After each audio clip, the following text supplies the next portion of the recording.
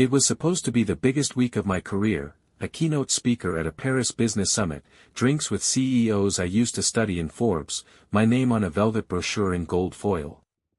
But fate didn't call ahead.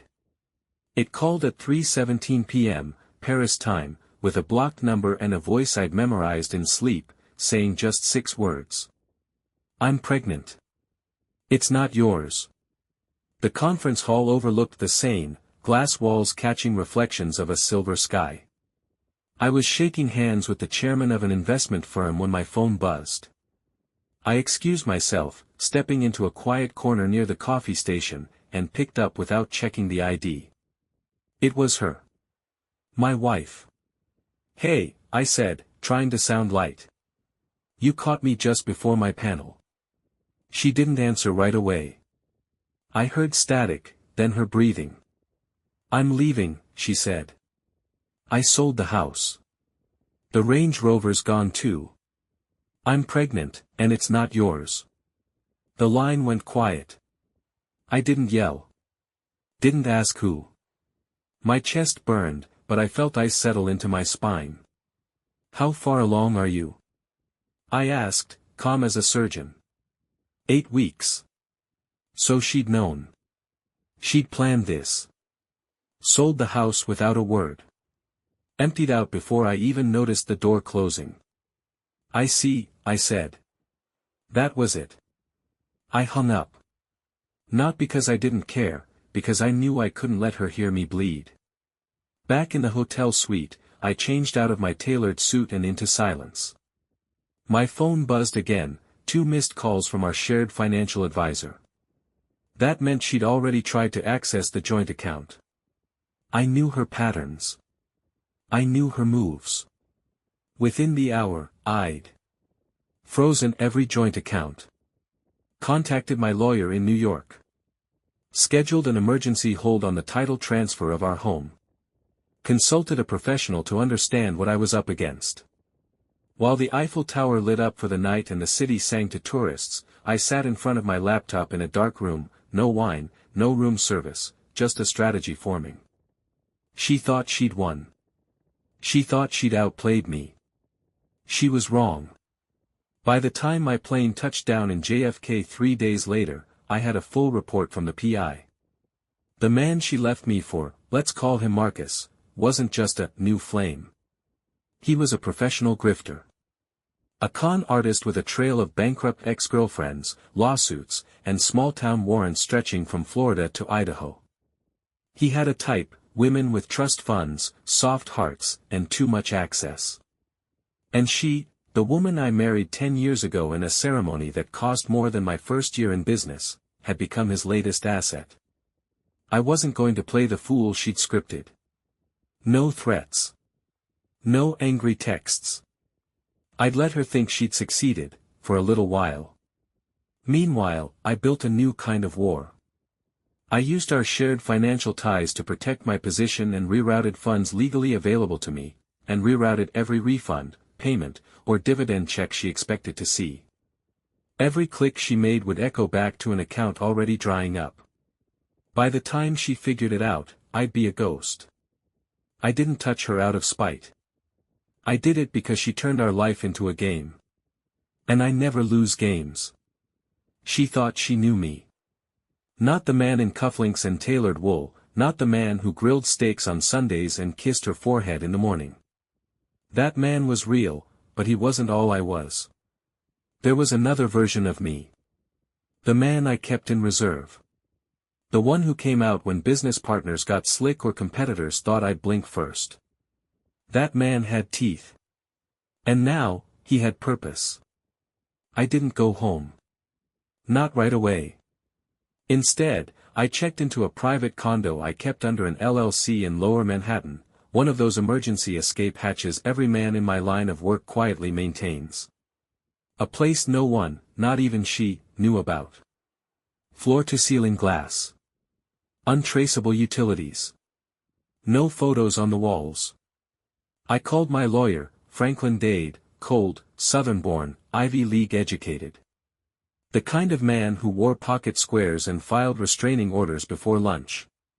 She sold the house without consent, he asked, flipping through the report I'd sent. Tried to. I caught it in escrow. And this Marcus character, he said, tapping the PI's file, any money trail? Too many, I said. She didn't just fall in love. She fell into a scheme. Franklin leaned back in his chair. She's either deeply foolish, or she thinks she's untouchable. Lucky for you, we specialize in disillusionment. The next move was surgical. First, I filed a court order to freeze the sale of the house, arguing unauthorized liquidation of shared marital assets. That same day, Franklin filed a petition to contest any financial transactions done under false pretenses, including the car title. She thought it was hers. It wasn't. She'd sold a car I still legally owned. By day 4, every account linked to her social security number was either flagged or frozen. A quiet financial blizzard. The credit cards I opened in her name weren't about theft, they were bait. I used legal tools to track suspicious patterns and redirect suspicious transactions. My investigator made sure of it. That alone wouldn't ruin her. But it would put questions in the right people's heads. Questions the IRS tends to ask. I let her stew in it for 2 weeks. No contact. No answers. She sent emails. Called from burner numbers. Left voicemails that started as rage and eventually slumped into panic. On the 16th day, I received a message from my financial consultant. She tried to access the retirement fund. Said she had authorization. I sent her to voicemail. That's when I knew the illusion had cracked. She thought she'd bled me dry. Thought I was off somewhere crying into a drink or begging for therapy. Instead, I was moving pieces behind velvet curtains, slowly unraveling the fake future she thought she'd secured. The best part? I hadn't even touched the divorce yet. Legally, we were still married. That meant every dollar Marcus swindled from her during our marriage could potentially be attributed to marital mismanagement, especially if I could prove undue influence. And I would prove it. You don't con a man who built an empire out of nothing. You just give him motive. But I wasn't doing this for revenge. Not really. I did it to remind her. To make sure that every time she looked at her new life, she saw the shadow of the man she betrayed, and realized too late that I wasn't the man she thought she left. I was the man she never really knew at all. The thing about illusions is they don't shatter, they peel. One lie at a time. And when your life is built on lies, all it takes is one cold wind to send the whole thing tumbling down. Her name was still on the mailbox. That infuriated me more than I expected. When I drove past the house, our house, the one with the stone columns and the wraparound porch she always bragged about on Instagram, it looked the same. But it was hollow now. She had drained it like a thief in the night, listing it behind my back, spinning some story to the realtor about moving in with the baby's father. That phrase made my jaw tighten when I read it in the agent's notes, like the property itself had sided with her. But the sale didn't go through. Franklin made sure of that. In court, the judge looked down at the papers we submitted, title freeze, asset protection order, and a pending fraud investigation connected to a known felon, Marcus. Until this matter is resolved, the judge said, stamping the papers with his thick-ringed hand, neither party may engage in the sale or liquidation of any jointly held assets. Translation, she was stuck. Legally, financially, and logistically. I didn't call her. I wanted her to feel that silence. I wanted her to sit in that house with her overpriced candles and organic throw pillows and wonder why the walls were closing in. Meanwhile, Marcus was starting to crack. Turns out, guys like him don't handle pressure well. My PI tracked him to a short-term rental under one of his shell names, Eric Stone, in Jersey City. He hadn't been seen with her in over a week. Probably realized she wasn't a golden goose after all, just another pawn who brought heat. So I turned it up. Using Franklin's contacts, we reported suspicious financial activity tied to Marcus to a small network of compliance officers at 3 different credit institutions. That was enough to get a flag on any account he touched with her. Within days, Marcus disappeared. Again. And her. She sent me an email. Just one line. "I don't know what you're doing, but please stop." I didn't reply. 2 nights later, she showed up at the airport. I'd just flown in from Austin after consulting on a tech acquisition. She was waiting outside baggage claim, hair frizzy from the rain, eyes swollen. "Please," she whispered as I walked by. I kept moving. "I made a mistake," she cried, loud enough that people turned. I stopped. Not for her, out of principle. "Selling the house behind my back was a mistake," I said. "Sleeping with a con man. That was a choice." She started crying. I felt nothing. "You think you've won," she choked out. "But this isn't you." I looked at her. Really looked. "You don't know me," I said. And I walked away. Later that night, I got another email. This one longer. She needed to explain, wanted to meet, just once, to talk. She was confused, afraid, not thinking clearly. She said Marcus had stolen from her. That she was in debt. That the pregnancy might not even be real. I read it twice. Then forwarded it to Franklin and deleted it. But I wasn't done. Not yet. I was already in motion. Using what she'd done, the forged signatures, the unauthorized financial moves, I had legal ammunition. Enough to build a case strong enough for leverage. I didn't want her punished. I wanted her cornered. And when she finally sat across from me at that conference table in Franklin's office, hands trembling, no lawyer beside her, just desperation, I knew the deck had shifted. The evidence spoke for itself. There's a moment in every negotiation when the other side realizes they've lost. They don't say it. They don't have to. It's in the way they sit. The way their hands hover over a paper but don't touch it. It's in the eyes, no more defiance, just dread. That moment came 10 minutes into our meeting. We met in Franklin's office, sleek, windowed, sterile. He liked things cold. And it suited this kind of business. She came in alone, wearing the same soft blue blouse I once told her made her look radiant. Now it just looked like a memory. Franklin greeted her with professional warmth, offered tea, which she declined. She was nervous, and rightfully so. There were 3 stacks of paper on the table between us, evidence, documentation, and a draft agreement.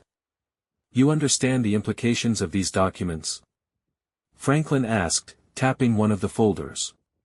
She didn't answer. So I spoke. They include proof of forged signatures, unauthorized financial transfers, and fraudulent real estate disclosures. The authorities haven't been contacted, yet. She blinked. "You signed documents pretending they were authorized," I said quietly. "You lied to my face for over a year. And you tried to erase me before I even got off the plane." She opened her mouth. I held up a hand. "This isn't about emotions anymore. This is a settlement conversation. That's all." The offer was simple. She would vacate the house within 14 days. She would surrender all claims to spousal support. She would sign over her remaining interest in the business property we'd co-invested in 3 years ago. And she would walk away without criminal charges, provided she never contacted me again. In return, I wouldn't pursue civil damages. I wouldn't release the financial evidence to authorities. And I'd keep her name out of court filings that would otherwise be public record. A clean break, wrapped in legal firepower. She stared at the agreement. "Where am I supposed to go?" she said. Her voice was smaller than I remembered. "That's not my concern anymore." "And the baby?" she added, almost as an afterthought. I looked at Franklin. He gave a slow shake of his head, neutral territory. Fine.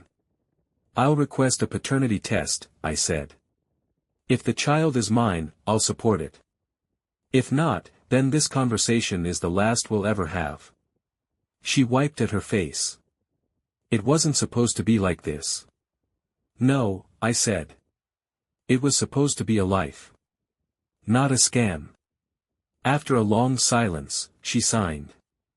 Franklin witnessed it, dated it, and passed it back to me. And just like that, it was over. Well, almost. Outside the office, she stopped me in the lobby. Tears again. I loved you, she said. Even if I lost myself. I did love you. I studied her. For the first time, I didn't feel rage. I didn't feel grief. I felt nothing. You don't do that to someone you love, I said. You just don't. She reached out like she might hug me. I stepped back. This is your last warning, I said, cool and measured. If you contact me again, I will go to court. She nodded. Broke down completely. But I didn't stay to watch. That night, I stood on the balcony of my condo. The city below buzzed. I lit a cigar, something I hadn't done in years. Not since the day I signed the papers that made my business official. It felt right. Like closing a chapter. The silence in the room behind me wasn't empty. It was earned. I poured myself a drink, opened my laptop, and clicked into a folder labeled Rebirth. Inside were files on a new venture. And a photo. A smiling face. Her name was Grace. We'd met 2 months ago, before the world collapsed. She didn't know anything about my past yet. She just knew me as the man in the elevator with kind eyes and book recommendations. Maybe one day I'd tell her the rest. But not yet. Not until I was fully free. Freedom doesn't arrive with fireworks. It shows up in the quiet moments. In the first morning you wake up and don't check your phone for a fight. In the silence of a kitchen where no one is pretending to be happy. It's strange how peace can feel so unfamiliar. 3 weeks had passed since the signing. She was gone. Moved out of the house we built, the one she once called her forever dream. And just like that, forever expired. The movers took her things. I never went back inside. I let the cleaning crew handle the details. It was just drywall and memories now. I had no use for either. I spent those first weeks rebuilding. Not from rubble, no. I wasn't broken. But I was, stripped. All the roles I'd played, husband, provider, protector, swept away like old paint. What remained was the man beneath. And he still had fire in him. Franklin finalized the divorce filing. The court processed the agreement with barely a glance. Clean break, no contest, no spousal support. She didn't fight. Probably couldn't afford to. The credit she thought she had. Ruined. The account she tried to hide. Frozen and flagged. Marcus. Disappeared entirely. Rumor was he skipped town. She'd stopped trying to contact me after I sent a final cease and desist letter through Franklin's office, written in cool legalese with just enough edge to make her think twice about testing me again. And the child? Not mine. The DNA test came back negative. I didn't feel relief. I didn't feel sorrow. I just felt the wind shift. In the space where destruction had lived, something new started to take shape. Her name was Grace. We met for real, coffee, not just smiles in elevators. She was genuine. The kind of woman who asked questions and actually waited for answers.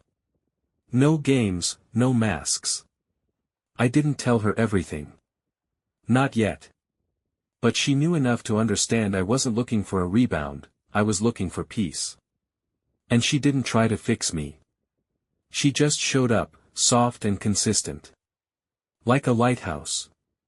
Sometimes we sat in silence for an hour, drinking coffee and watching the city move. No expectations.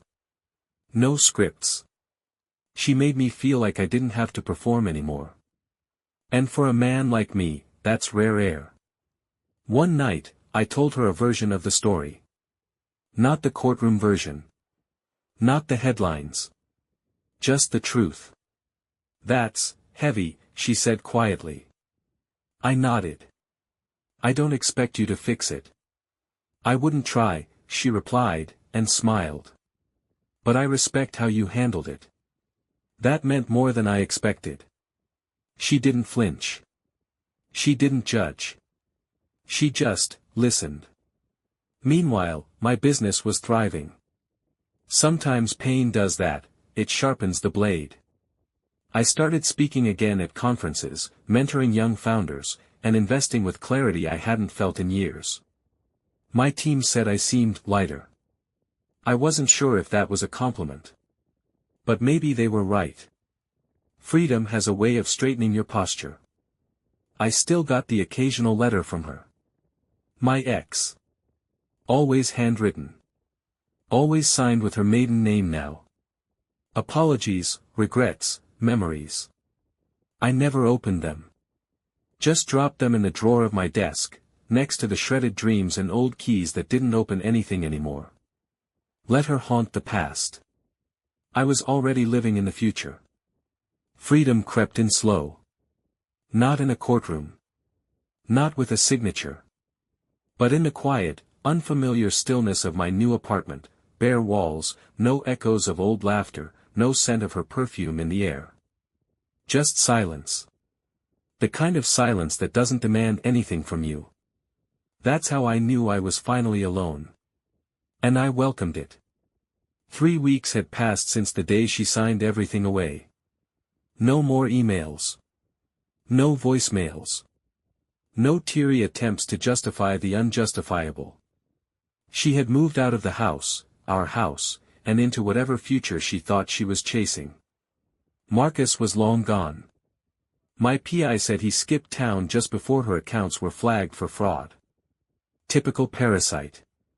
Suck her dry, disappear, leave her to face the storm alone. And she did. She faced it alone. The bank froze her lines of credit. The car lease, under my name, was repossessed. And her so-called support system? They vanished quicker than Marcus did. I didn't revel in it. But I didn't stop it, either. The paternity test came in by certified mail. I didn't open it at first. Just let it sit on the kitchen counter while I brewed a strong cup of black coffee and watched the morning fog settle over the skyline. Eventually, I sliced it open. 0% probability of paternity. Not mine. I read it twice. I didn't feel anything. No relief. No grief. Just confirmation of what I already knew deep down. My days began to take shape again. I went back to the gym, weights, not machines. I started cooking for myself again. Clean meals. Measured portions. No more pretending to enjoy vegan substitutes or quinoa salads. I drank black coffee in the morning, bourbon at night. Simple. Real. Then there was Grace. The woman from the elevator. The one who smiled without needing a reason. We bumped into each other at the market, of all places. Her cart full of fresh herbs, mine full of bottled water and frozen chicken. We laughed about it. Had coffee the next day. She was warm, grounded. Asked questions but didn't pry. I didn't tell her everything. Not yet. But she knew enough to understand that I was someone putting himself back together. She never tried to rush it. Never tried to fix me. She just sat across from me and let me exist. And that, after everything, felt like a kind of miracle. Sometimes at night, I'd think about the house. Not her. Just the place. How quiet it must be now. The mortgage payments she couldn't afford. The life she thought she'd build on a fantasy collapsing in slow motion. She probably still told herself she meant well. That it got out of hand. But betrayal doesn't happen by accident. It's not a stumble. It's a choice. The last letter she sent is still in my drawer. Unopened. I see it every morning when I reach for a pen. I leave it there. Some doors don't need to be slammed. Some just stay shut. There's a moment after the fall, when everything is still. No one to fight. No noise. No chaos. Just you. Standing in the ruins of what used to be a life. Some call it rock bottom. I call it ground zero. Because from that place, you either stay buried. Or you rebuild. She hit bottom long before I ever looked down. It started with a bounced rent check. I heard through Franklin that the temporary place she'd found, some overpriced loft in a gentrified part of town, had evicted her after 6 weeks. No support. No fallback. Her credit wrecked from the accounts I legally dismantled. She tried to open new ones, but the fraud alert flagged everything. A month later, she moved in with a former coworker. Someone naive enough to pity her. That lasted about as long as it takes a liar to get caught telling one more. Marcus was gone for good. Our last trace on him was a debit transaction in Arizona under yet another alias. She'd been ghosted. Duped by the same kind of man she used to say only weak women fall for. Now she was one of them. And the irony? She still didn't know who the father was. She found work in retail to get back on her feet. Minimum wage. Folding shirts between phone calls to lawyers who stopped returning them. I didn't reach out. I didn't gloat. I just watched, quietly, legally, from a distance. My investigator sent me a photo one afternoon, her outside the store on a cigarette break, eyes hollow, hair tied back with a rubber band, same coat she wore the day she left me. That picture is still in my inbox. I never opened the attachment. The preview was enough. Then came the charges. Turns out, Marcus had been using her name for more than just car rentals. A small web of financial fraud tied back to her, unpaid loans, forged documents, even a sketchy application for a business line of credit under her maiden name.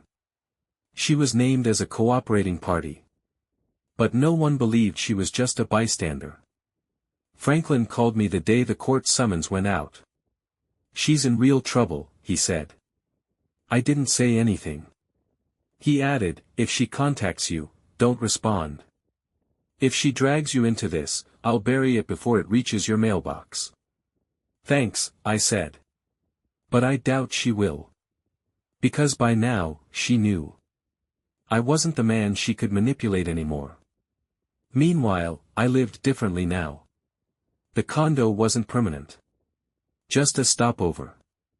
I signed a lease on a new place uptown, something smaller, quieter. No shared closet. No ghosts. Grace and I saw each other once a week. No pressure. Just long walks, good food, open conversation. She never asked about the past unless I brought it up. And when I did, she didn't flinch. We laughed sometimes. That caught me off guard. Turns out, healing isn't always dramatic. Sometimes it's quiet joy over takeout and a rerun you've both seen a dozen times. I got one more letter. From her. It wasn't handwritten this time. Typed. Businesslike. No lipstick on the envelope. She said she understood now. That she was sorry. That she didn't expect forgiveness, just wanted me to know the truth. I didn't read the rest. I didn't need to. Because at ground zero, you don't rebuild using ash.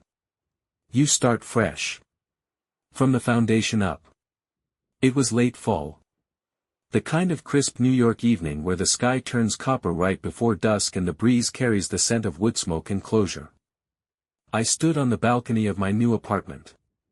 A quiet space overlooking the river, no skyline, no noise, just water and the slow rhythm of a world that kept turning, no matter who fell off the ride.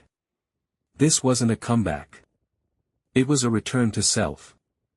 There was no ceremony to mark the end of it all. No parade. No final confrontation.